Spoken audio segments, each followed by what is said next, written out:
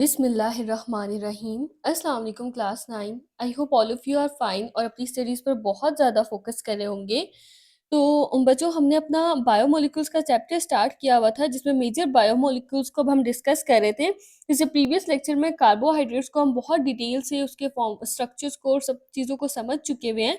आज के लेक्चर में हम क्या पढ़ने जा रहे हैं, प्रोटीन्स के बारे में पढ़ने जा रहे हैं। तो जो प्रोटीन्स है ना, वो क्या हैं, वो सेल के अंदर पाए जाने वाले सबसे अबंडेंट बायोमोलिक्यूल्स हैं। यानी हमारा जो सेल है ना, हमारा लिविंग बॉडी किससे मिलकर बनी है, सेल से मिलकर बनी है ना। तो सेल के अंदर पाया जाने वाला सबसे अबंडेंट, अबंडेंट का मतलब क्या होता है, सबसे ज्यादा या सबसे वाफिर मिकदार में, यानी सबसे ज्यादा अमाउंट में हमारी सेल में कौन सा बायोमोलिक्यूल पाया जाता है, प्रोटीन्स। प्रोटीन्स क्या होते हैं, प्रोटीन्स की डेफिनेशन क्या है कि प्रोटीन्स जो हैं वो पॉलीमर्स हैं, किसके, अमाइनो एसिड्स के। अमाइनो एसिड्स से मिलकर बनते हैं प्रोटीन्स। अच्छा, पॉलीमर का क्या मतलब होता है, पोली का मतलब होता है मैनी और मर का मतलब होता है यूनिट, यानी अमाइनो एसिड्स के बहुत सारे यूनिट्स मिलते हैं तो क्या बन जाता है, प्रोटीन बन जाता है। अच्छा, अब क्या मतलब है इस चीज का, देखें इस तरह से ना, आप ये जैसे ये एक तस्वीर है, इसकी एग्जाम्पल ले लें कि अब ये जैसे इसके अंदर बहुत सारे ये जो मोती हैं, ये दाने इसके, इनसे मिलकर ये तस्वीर बनी है ना। तो अब ये जो दाने हैं ना, इनको हम कहते हैं मोनोमर, यानी जो छोटा यूनिट होता है ना, जिससे मिलकर कोई भी बड़ी बड़ी चीज बनती है।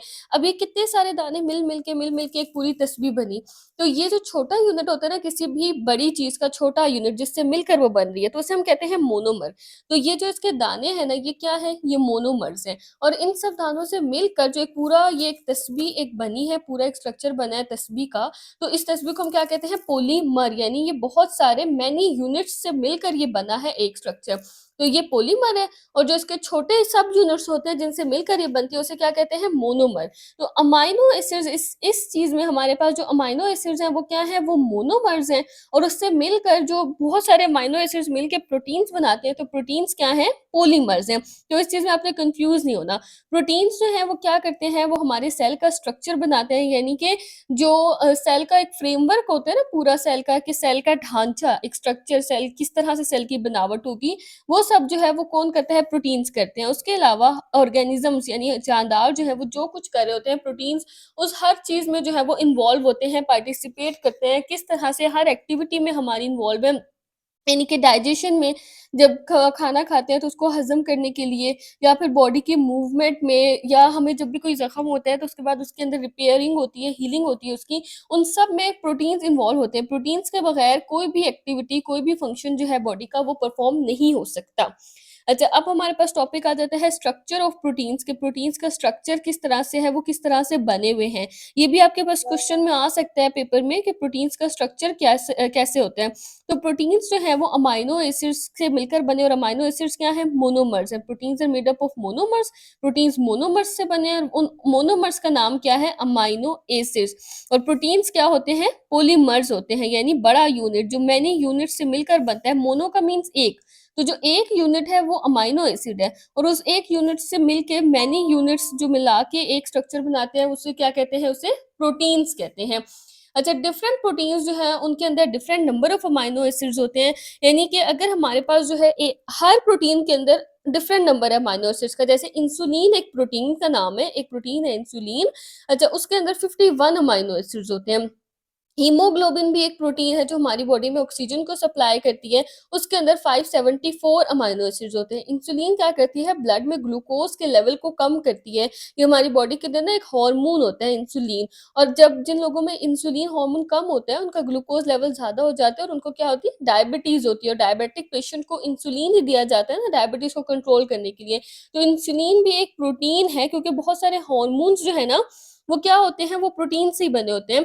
तो इंसुलिन एक प्रोटीन है और इसके अंदर 51 अमाइनो एसिड्स है। डिफरेंट प्रोटीन्स के अंदर different number of amino acids होते हैं। अब ये बात आपके पास एमसीक्यूज में भी आ सकती है। इंसुलिन में कितने अमाइनो एसिड्स हैं, 51। और हीमोग्लोबिन के अंदर कितने अमाइनो एसिड्स हैं, 574 अमाइनो एसिड्स हैं। अब आगे हम देखते हैं कि अमाइनो एसिड्स क्या होता है, यानी जिनसे मिलकर प्रोटीन्स बनते हैं, जो कि प्रोटीन्स के बिल्डिंग ब्लॉक्स हैं। जैसे ब्लॉक्स से मिलकर बिल्डिंग बनती है ना पूरी, इसी तरह से जो प्रोटीन्स है ना, वो किससे मिलकर बनते हैं, अमाइनो एसिड से। तो आप अब हम अमाइनो एसिड्स के बारे में पढ़ते हैं कि इनका स्ट्रक्चर कैसा है और अमाइनो एसिड्स क्या होते हैं। अमाइनो एसिड्स जो है ना वो ऑर्गेनिक मॉलिक्यूल्स हैं। ऑर्गेनिक मॉलिक्यूल्स का मतलब क्या है? हमारे पास 2 तरह के मॉलिक्यूल्स होते हैं ना, एक ऑर्गेनिक और एक इनऑर्गेनिक, जो हमने केमिस्ट्री में भी बहुत डिटेल से पढ़े हैं। ऑर्गेनिक मॉलिक्यूल्स वो होते हैं जो कार्बन और हाइड्रोजन के एटम से मिलकर बने होते हैं, यानी हाइड्रोकार्बन से मिलकर बने होते हैं और उन्हीं के डेरिवेटिव्स से, यानी कार्बन, हाइड्रोजन और उन्हीं से जो आगे मॉलिक्यूल्स बन रहे होते हैं ना, उन्हें हम कहते हैं ऑर्गेनिक मॉलिक्यूल्स। तो अमाइनो एसिड्स भी ऑर्गेनिक है, इनऑर्गेनिक नहीं है।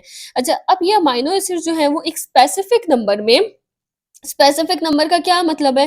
जैसे इंसुलिन है, उसका एक स्पेसिफिक नंबर है ना कि इसके अंदर सिर्फ 51 ही अमाइनो एसिड्स हो सकते हैं, 52 या 50 नहीं हो सकते इंसुलिन में। तो इनका नंबर एक स्पेसिफिक होता है, यानी मखसूस नंबर होता है, ना उससे ज्यादा होता है ना उससे कम होता है, और इनका सीक्वेंस भी स्पेसिफिक होता है, यानी जिस सीक्वेंस में, जिस तरतीब में इन्होंने जुड़ना है, ये उसी में जुड़ते हैं उस प्रोटीन के लिए। हर प्रोटीन के लिए अमाइनो एसिड्स का नंबर भी डिफरेंट होता है और उनका जो है वो सीक्वेंस भी डिफरेंट होता है, यानी उनकी तरतीब। तो वो अपने स्पेसिफिक नंबर और स्पेसिफिक सीक्वेंस से जो है वो जुड़ते जाते हैं और प्रोटीन बनाते जाते हैं। अब ये यहाँ से आपके पास एमसीक्यूज आ सकते हैं कि टोटल जो है ऑर्गेनिजम्स के अंदर कितने अमाइनो एसिड्स होते हैं? 170 अमाइनो एसिड्स होते हैं, यानी साइंटिस्ट ने जो है वो 170 और बल्कि 170 से भी ज्यादा अमाइनो एसिड्स को डिस्कवर कर लिया हुआ है। लेकिन उनमें से सिर्फ और सिर्फ 20 टाइप्स ऐसी हैं। अमाइनो एसिड्स की 170 टाइप्स हैं और लेकिन उन 170 टाइप्स में से सिर्फ और सिर्फ 20 टाइप्स ऐसी हैं अमाइनो एसिड्स की जो प्रोटीन्स बनाती हैं। ये 170 की 170 टाइप्स प्रोटीन्स नहीं बनाती, बल्कि इन 170 में से 20 टाइप्स जो हैं वो मोस्टली क्या बना रही होती हैं? प्रोटीन्स। क्यों बनाती है 20, सिर्फ 20 टाइप्स ही क्यों बनाती है? क्योंकि वो जो 20 टाइप्स है ना वो ज्यादा स्टेबल हैं और प्रोटीन्स बनाने के लिए ज्यादा फंक्शनल है। तो वो जो 20 टाइप्स हैं सिर्फ वो प्रोटीन्स बनाती हैं, सारी 170 टाइप्स जो है वो प्रोटीन्स नहीं बनाती। अगर पूछा जाए टोटल कितनी टाइप्स है अमाइनो एसिड्स की, तो 170 है, लेकिन प्रोटीन्स बनाने में कितनी इन्वॉल्व है? तो 20 टाइप्स इन्वॉल्व है। उसके बाद ये आपके पास ये जो शॉर्ट बॉक्स है ना, ये आपके शॉर्ट क्वेश्चन में आ सकता है, ये वाला बॉक्स, इसेंशियल अमाइनो एसिड्स और नॉन इसेंशियल का डिफरेंस, या फिर इस तरह से भी आ सकता है कि टाइप्स ऑफ अमाइनो एसिड्स के बारे में बताएं। तो अमाइनो एसिड्स की जो है ना वो हमारे पास 2 टाइप्स हैं, एक है इसेंशियल अमाइनो एसिड्स और एक नॉन इसेंशियल। ज्यादातर जो है वो आपके पास डिफरेंस आता है इन दोनों का, इसेंशियल और नॉन इसेंशियल का। तो मैंने आपके लिए ना इसको डिफरेंस की फॉर्म में लिखा है, ये आप भी एज इट इज अपने पास इसको नोट डाउन कर लें। अच्छा, इसेंशियल क्या होते हैं? इसेंशियल अमाइनो एसिड्स जो है वो वाले अमाइनो एसिड्स होते हैं जिनको हमारी बॉडी सिंथेसाइज नहीं कर सकती। इसेंशियल का मतलब है जरूरी, यानी कि जरूरी अमाइनो एसिड्स है जिन्हें हमारी बॉडी सिंथेसाइज नहीं कर सकती। तो जरूरी क्या है कि हम इनको अपने फूड से और डाइट से लें। ये यहाँ से आपको ये बात याद रह सकती है कि ये इसेंशियल है, जरूरी है, डाइट में और फूड में लेना इनको बहुत ज्यादा जरूरी है, क्योंकि हमारी बॉडी इनको सिंथेसाइज नहीं कर सकती, खुद प्रोड्यूस नहीं कर सकती, बना नहीं सकती। सिंथेसाइज का मतलब होता है प्रोड्यूस करना, बनाना, जनरेट करना। अच्छा, नॉन एसेंशियल कौन से हैं? जिनको हमारी बॉडी खुद जनरेट कर सकती है, खुद बना सकती है, और ये जो है इनको हमें डाइट से लेने की जरूरत नहीं पड़ती क्योंकि इनको बॉडी खुद बना लेती है। अच्छा, इसेंशियल के कितने हैं? 9 अमाइनो एसिड्स। 20 टाइप्स हमने देखी है ना, 20 टाइप्स है अमाइनो एसिड्स की जो प्रोटीन्स बनाने में इन्वॉल्व है। तो उसमें से जो 9 है वो इसेंशियल है, 9 अमाइनो एसिड्स जो है वो, उन 20 टाइप्स में से जो 9 टाइप्स हैं वो इसेंशियल अमाइनो एसिड्स हैं, जो कि हमें डाइट के थ्रू लेने पड़ते हैं, जो भी हम फूड वगैरह लेते हैं ना उसके थ्रू हमें लेने पड़ते हैं। और जो बाकी 11 टाइप्स है ना वो नॉन इसेंशियल है, यानी उनको बॉडी जो है वो खुद सिंथेसाइज कर लेती है, तो उन्हें हमें जो है वो किसी भी फूड से लेने की जरूरत नहीं पड़ती। अब ये मैंने 9 की 9 टाइप्स नहीं लिखी एग्जाम्पल में, सिर्फ 2 टाइप्स लिखी है, इसेंशियल और नॉन इसेंशियल की भी मैंने सिर्फ 2 टाइप्स ही लिखी है। अगर आपको ये दोनों नहीं याद रहती तो एटलीस्ट एक टाइप तो आपने लाजमी लिख कर आनी है पेपर में। तो ये जो इसेंशियल की 2 टाइप्स है वो क्या है? लाइसिन और वैलिन। और इसकी क्या है नॉन इसेंशियल की? एलेनिन और ग्लूटामिन। तो ये आपने एज इट इज का जो है वो डिफरेंस याद कर लेना है। यहाँ पे यही पॉइंट्स लिखे हुए हैं, बल्कि मैंने 1-2 पॉइंट्स जो है वो आपको एक्स्ट्रा लिखवा दिए ताकि अगर डिफरेंस के क्वेश्चन आए तो आप उसको अच्छे तरीके से अटेम्प्ट कर सकें।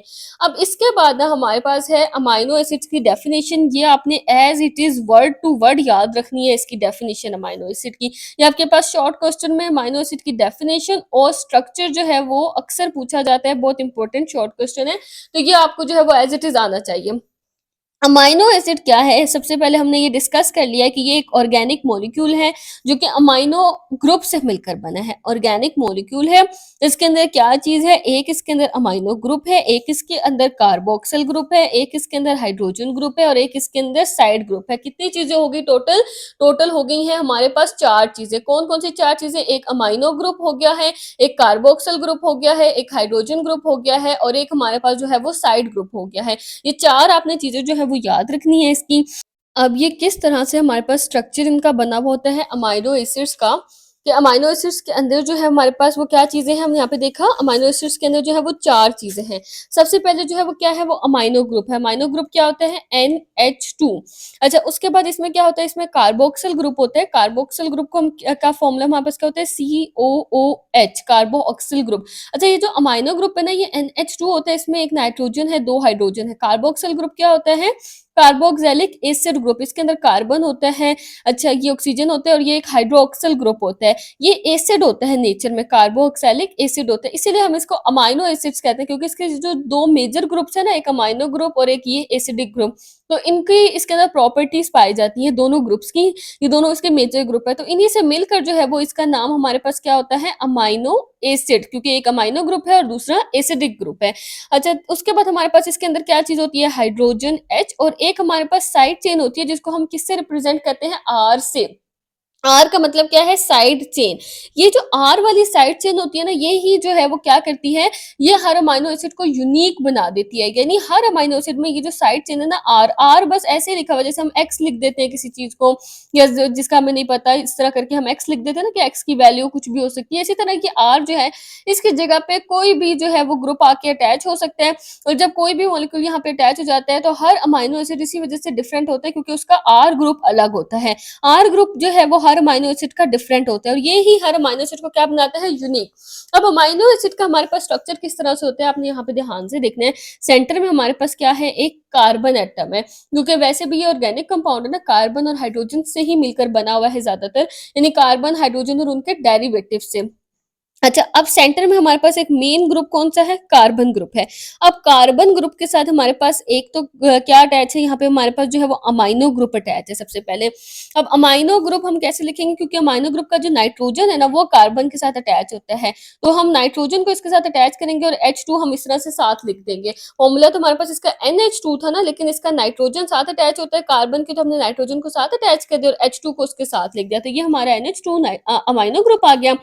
उसके बाद एक कार्बोक्सिल ग्रुप अटैच होता है, तो इधर हम इसके साथ क्या अटैच कर देंगे? कार्बोक्सिल ग्रुप अटैच कर देंगे। उसके अलावा जो है वो हाइड्रोजन ग्रुप अटैच होता है, तो तीसरी चीज क्या आ गई? हाइड्रोजन ग्रुप आ गई। और चौथी चीज हमारे पास क्या आ गई है? आर ग्रुप, जो कि साइड चेन होती है, और इसकी ये जो है वो चेंज होता रहता है हर अमाइनो एसिड के अंदर, और इसकी वजह से हर अमाइनो एसिड क्या है? यूनिक होता है। तो ये आपने इसका स्ट्रक्चर जो है वो अमाइनो एसिड का जनरल स्ट्रक्चर याद रखना है। आगे जो है, और सेंटर में एक कार्बन एटम होता है, और उसके साथ ये सब जो है वो इस तरह से अटैच हुए हुए होते हैं। अच्छा, आगे वो कह रहे हैं कि जो डिफरेंट अमाइनो एसिड्स हैं, उनके अंदर साइड ग्रुप डिफरेंट होते हैं, जो मैंने अभी आपको बताया। ये साइड ग्रुप ये अमाइनो एसिड्स को एक दूसरे से डिफरेंशिएट करते हैं। अब यहाँ पे ना उन्होंने 2 अमाइनो एसिड्स की एग्जाम्पल दी हुई है, अब ये भी आपने याद रखनी है, ये एमसीक्यूज में भी आ सकती हैं आपके पास, और वैसे भी आपको पता होनी चाहिए कि ग्लाइसिन हमारे पास एक अमाइनो एसिड है, और उसमें ये जो साइड ग्रुप है ना, देखिए बाकी ये तीनों चीजें सब में सेम रहेंगी, ये तीनों जो है वो सबकी सेम है, सिर्फ ये जो आर वाला ग्रुप है ना, ये सब में चेंज होता जाएगा, और इसके चेंज होने की वजह से अमाइनो एसिड्स भी डिफरेंट डिफरेंट होते जाएंगे। अब ग्लाइसिन जो है वो एक ऐसा अमाइनो एसिड है, जिसके अंदर जो साइड ग्रुप है वो आर के बजाय क्या है? हाइड्रोजन, मतलब आर की जगह तो कुछ लगना ही लगना है ना, आर की जगह साइड चेन पे कुछ ना कुछ लगना है, तो यहाँ पे क्या लगा हुआ है? हाइड्रोजन लगा हुआ है साइड ग्रुप। तो अगर साइड ग्रुप हाइड्रोजन होगा, तो वो कौन सा अमाइनो एसिड होगा? ग्लाइसिन होगा। और अगर साइड ग्रुप जो है वो CH3, जिसको मिथाइल भी कहते हैं, CH3 है, तो उसके तब वो कौन सा अमाइनो एसिड होगा? तब वो होगा एलानीन। तो एलानीन एक ऐसा अमाइनो एसिड है जिसमें साइड चेन जो है वो CH3 है, और ग्लाइसिन एक ऐसा अमाइनो एसिड है जिसमें साइड ग्रुप कौन है? H है। अच्छा, अब नेक्स्ट हम डिस्कस करने लगे हैं sources and functions of proteins, यानी पहले तो हम देखेंगे प्रोटीन्स हमें मिलते हैं कहाँ से, उनके सोर्सेज क्या है, प्रोटीन्स के जराए क्या है, कहाँ से हमें प्रोटीन्स मिलते हैं, हमारी कौन सी डाइट में प्रोटीन्स पाए जाते हैं। और फिर हम देखेंगे कि हमारी बॉडी के अंदर प्रोटीन्स के फंक्शंस क्या होते हैं, क्या काम क्या करते हैं प्रोटीन्स हमारी बॉडी के अंदर। अच्छा, ये भी आपके पास जो है ना वो एक बहुत इंपॉर्टेंट क्वेश्चन है, शॉर्ट में भी आ सकता है, उसके अलावा आपके लॉन्ग का पार्ट भी ये आ सकता है, तो आपने इसके सोर्सेज को और इसके फंक्शंस को बहुत अच्छे तरीके से याद करना है। सबसे पहले हमें इसके जो है ना वो सोर्सेज बताए हुए हैं, ये यहाँ से लेके यहाँ तक आपको प्रोटीन्स के जो है वो सोर्सेज बताए हुए हैं। गुड सोर्सेज, अच्छे सोर्सेज क्या है प्रोटीन्स के? जिसमें मीट आ जाता है, गोश्त आ जाता है। कौन कौन सा गोश्त है? मटन, जिसे छोटा गोश्त भी कहते हैं, जैसे बकरे का गोश्त वगैरह। बीफ, जिसे बड़ा गोश्त भी कहते हैं, जैसे गाय का गोश्त। उसके अलावा चिकन, चिकन में भी जो है वो प्रोटीन होता है। हर तरह के ये जो मतलब इसका मतलब ये है कि हर तरह के मीट में, हर तरह के गोश्त में जो है वो प्रोटीन पाया जाता है, चाहे वो मटन है, बीफ है या चिकन है। फिश में भी पाया जाता है, एग में, मिल्क में, जो हमारे डेयरी प्रोडक्ट्स हैं उनमें पाया जाता है। उसके अलावा पल्सेस यानी दालों में, जो हम दालें वगैरह खाते हैं उनके अंदर भी प्रोटीन्स होते हैं। बीन्स यानी कि जो लोबिया, जो रेड बीन्स या व्हाइट बीन्स जो भी बीन्स हैं उनके अंदर भी जो है वो प्रोटीन्स पाए जाते हैं। अच्छा, ये इनके हो गए हैं सोर्सेस। अब प्रोटीन्स के हमारी बॉडी में फंक्शंस क्या हैं? प्रोटीन्स क्या फंक्शंस परफॉर्म करते हैं हमारी बॉडी में?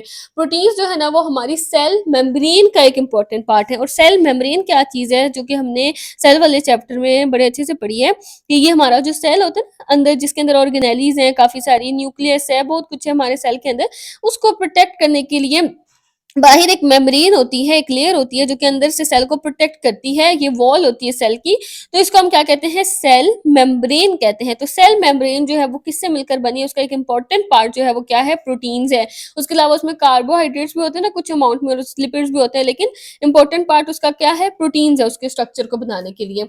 उसके अलावा कुछ प्रोटीन्स जो हैं वो क्या करती हैं? वो कोलेजन और केराटिन, यानी कि एग्जाम्पल दी हुई है, कोलेजन भी एक प्रोटीन है और केराटिन भी एक प्रोटीन है। ये दोनों क्या है? प्रोटीन्स हैं। अब ये दोनों करती क्या है कि ये हमारी बॉडी का पूरा ही स्ट्रक्चर बनाती है, यानी काफ़ी सारे स्ट्रक्चर में इन्वॉल्व है, जैसे कि कार्टिलेज। कार्टिलेज क्या होता है? जो हमारे जोड़ होते हैं ना, यानी जॉइंट, जहाँ पे 2 बोन्स जो है वो मिलती हैं, एक बोन और दूसरी बोन जिस जगह पे हमारी बॉडी की मिलती है, उसको हम क्या कहते हैं? जॉइंट। तो उनको जो है वो सही से सपोर्ट करने के लिए वहाँ पे एक सॉफ्ट टिश्यूज़ प्रेज़ेंट होते हैं, उन सॉफ्ट टिश्यूज़ को क्या कहते हैं? कार्टिलेज कहते हैं। अब इन कार्टिलेजेस को भी कौन बना रहे हैं? इन कार्टिलेजेस को कोलेजन बनाता है। और फिर हेयर और नेल्स हमारी बॉडी में, और हमारी स्किन की जो आउटर लेयर है उनमें कौन इन्वॉल्व होते हैं? उनको बनाने में केराटिन और कोलेजन भी उसमें इन्वॉल्व होते हैं।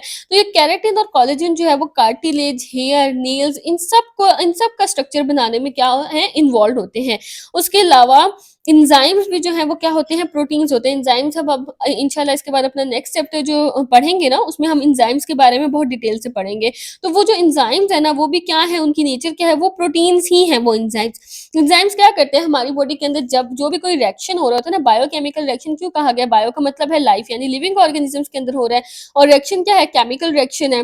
तो बायोकेमिकल रिएक्शंस जो भी हमारी बॉडी के अंदर हो रहे हैं उनको कैटेलाइज करने के लिए, कैटेलाइज का मतलब होता है स्पीड अप कर देना।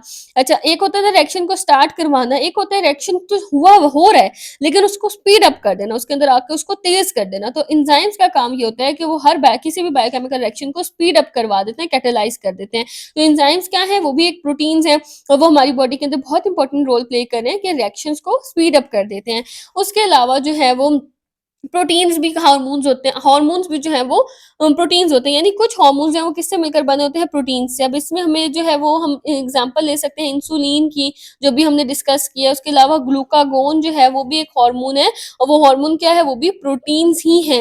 अच्छा, ये इंसुलिन और ग्लूकागोन क्या करते हैं? इंसुलिन हमारी बॉडी में जो है वो शुगर के, यानी ग्लूकोज के लेवल को कम करता है ना, और ग्लूकागोन उस लेवल को बढ़ाता है, यानी जब भी बॉडी में शुगर लेवल जो है वो ज़्यादा हुआ होता है तो इंसुलिन उसको कम कर देता है। और अगर कम हुआ हुआ है, यानी कुछ एनर्जी लो हो रही है, ग्लूकोज कम हुआ हुआ है बॉडी में शुगर, तो ग्लूकागोन की फॉर्म में ना हमारे लिवर में वो स्टोर होता है, तो वो उसको उस वक्त उसको रिलीज कर देता है, एक्स्ट्रा ग्लूकोज को, हमारी बॉडी में ग्लूकोज के लेवल को नॉर्मल कर देता है। तो इस तरह से ये क्या कर रहे होते हैं? बॉडी प्रोसेस को रेगुलेट कर रहे हैं ना ये हॉर्मोन्स। जब भी बॉडी में ग्लूकोज कम है तो इंसुलिन ग्लूकागोन जो है वो उसको बढ़ा देगा, और अगर ग्लूकोज ज्यादा है तो इंसुलिन उसको कम कर देगा। तो इस तरह से बॉडी के प्रोसेस को रेगुलेट करते हैं, बैलेंस करते हैं, और ये भी क्या है? प्रोटीन्स है। उसके अलावा हीमोग्लोबिन जो है वो भी एक प्रोटीन है, और हीमोग्लोबिन क्या होती है? वो हमारी बॉडी के अंदर जो रेड ब्लड सेल्स है ना, यानी हमारे ब्लड के जो सेल्स हैं, रेड सेल्स हैं, उसके अंदर ये जो प्रोटीन प्रेजेंट होती है हीमोग्लोबिन। अब ये क्या करती है? ये ब्लड के अंदर ऑक्सीजन को ट्रांसपोर्ट करवाती है। हमारे जो ब्लड के अंदर ऑक्सीजन आता है, जैसे कि लंग्स में ऑक्सीजन होता है ना, हम जब सांस लेते हैं तो लंग्स के थ्रू लेते हैं, रिस्पायरेशन करते हैं, तो वो ऑक्सीजन पूरी बॉडी में कौन ट्रांसपोर्ट करवा देता है? ब्लड के थ्रू हीमोग्लोबिन। हीमोग्लोबिन जो है वो रेड ब्लड सेल्स के अंदर प्रेजेंट होती है और ऑक्सीजन को पूरी बॉडी में ट्रांसपोर्ट करवाती है। उसके अलावा एक्टिन एंड मायोसिन जो है वो ऐसी प्रोटीन्स है जो कि मसल सेल्स में पाई जाती हैं। ये दोनों प्रोटीन्स एक्टिन एंड मायोसिन ये मसल्स की कॉन्ट्रैक्शन के लिए रिस्पॉन्सिबल होते हैं, यानी कॉन्ट्रैक्शन होता है सिकुड़ना, और फिर मसल्स उसके बाद रिलैक्स होते हैं। तो इस कॉन्ट्रैक्शन से, मसल्स की कॉन्ट्रैक्शन से ही हम मूवमेंट कर सकते हैं। यानी जब भी आपने अपना आर्म, अपना बाजू जो है वो फोल्ड करना है या कोई भी मूवमेंट करनी है, तो एक्टिन और मायोसिन प्रोटीन्स जो हैं वो उस मूवमेंट में इन्वॉल्व होते हैं। ये दोनों एक दूसरे के ऊपर स्लाइड करते हैं और इस तरह से ये मूवमेंट प्रोड्यूस करवाते हैं। इनके बगैर हम अपनी बॉडी को, अपने बाजू वगैरह को या अपने किसी भी बॉडी पार्ट को मूव नहीं कर सकते। हमारे मसल्स जो है वो मूव नहीं कर सकेंगे, क्योंकि उनके अंदर कौन सी प्रोटीन जो है वो ये काम कर रही है? Actin and myosin. उसके बाद फिब्रिन जो है वो एक ऐसी प्रोटीन है जो कि ब्लड को क्लॉट करवाती है। क्लॉट का मतलब क्या होता है? जम जाना। यानी जब भी आपको कोई कट लगता है, कोई जख्म होता है, तो वहाँ से जब खून निकल रहा होता है थोड़ी देर बाद वो खुद ही वहाँ पे क्लॉट हो जाता है, जम जाता है खून। तो वहाँ पे जो ब्लड की क्लॉटिंग है ना, वो किसकी वजह से होती है? वो फिब्रिन की वजह से होती है। और फिब्रिन क्या है? प्रोटीन है। अच्छा, ये क्या करता है? ये ब्लड को क्लॉट कर देते हैं ताकि किसी भी इंजरी के बाद, यानी किसी चोट के बाद या किसी जख्म के बाद ना, वहाँ से ज़्यादा ब्लड लॉस ना हो, यानी ज़्यादा जो खून है वो वहाँ से लॉस ना हो, ब्लीडिंग को फ़ौरन से स्टॉप करवा देता है वहाँ पे। कुछ प्रोटीन्स जो हैं वो क्या होती हैं? एंटीबॉडीज़ भी होती हैं। अब एंटीबॉडीज़ क्या है? हमारे इम्यून सिस्टम, यानी जो हमारी बॉडी को जो सिस्टम प्रोटेक्ट करता है ना, किससे प्रोटेक्ट करता है? हमारी बॉडी के अगेंस्ट जो हार्मफुल यानी नुकसानदेह पैथोजेंस, जैसे बैक्टीरिया है, वायरस है, कोई भी बैक्टीरिया या वायरस बॉडी के अंदर जब भी आ जाता है ना, तो इम्यून सिस्टम ही उसको जो है वो आइडेंटिफाई करता है, उसको देखता है कि कोई ये बॉडी के अंदर एक जो है वो अननोन आ गई ये चीज़ या बॉडी को नुकसान पहुंचा सकती है। तो इम्यून सिस्टम उसके अगेंस्ट क्या लेता है? एक्शन लेता है। हमारी बॉडी का ये क्या है? ये आर्मी होती है हमारी बॉडी के। तो अब ये क्या करते हैं? उसके अगेंस्ट एंटीबॉडीज़ को प्रोड्यूस करवा देते हैं। एंटी का मतलब क्या होता है? अगेंस्ट, जो उसके अगेंस्ट काम करते हैं, ये सोल्जर्स होते हैं उस आर्मी के। अब वो जो एंटीबॉडीज़ है ना, वो भी क्या है? वो भी प्रोटीन्स होती हैं। उनमें से कुछ एंटीबॉडीज़ जो हैं वो, उनकी नेचर क्या होती है? प्रोटीन्स होती हैं, वो प्रोटीन से ही बनी होती हैं। तो अगर कार्बोहाइड्रेट्स जो हमने पिछले लेक्चर में डिस्कस किए थे, हमारी बॉडी को एनर्जी देते हैं, फ्यूल होते हैं, यानी जो हम खाना खाते हैं उसमें कार्बोहाइड्रेट्स ही होते हैं ना जो हमें एनर्जी देते हैं, ग्लूकोज वगैरह। तो प्रोटीन्स जो है हमारी बॉडी का स्ट्रक्चर बना देते हैं। ये हेयर, मसल्स, एंजाइम, इम्यूनिटी, हर जगह हर एक्टिविटी में जो है वो प्रोटीन्स इन्वॉल्व होते हैं। तो ये था हमारा आज का लेक्चर। आई होप आपके सारे कॉन्सेप्ट्स क्लियर हो गए होंगे। और अगर किसी को कहीं से कोई भी पॉइंट समझ नहीं आता तो वो मुझसे कमेंट सेक्शन में पूछ सकता है। तो इसके बाद अब हम नेक्स्ट लेक्चर में अपना नेक्स्ट टॉपिक डिस्कस करेंगे। अगर आपको लेक्चर अच्छा लगा हो तो वीडियो को लाइक करें, चैनल को सब्सक्राइब करें, ताकि नेक्स्ट आने वाले लेक्चर्स की अपडेट्स आपको साथ साथ मिलती रहें।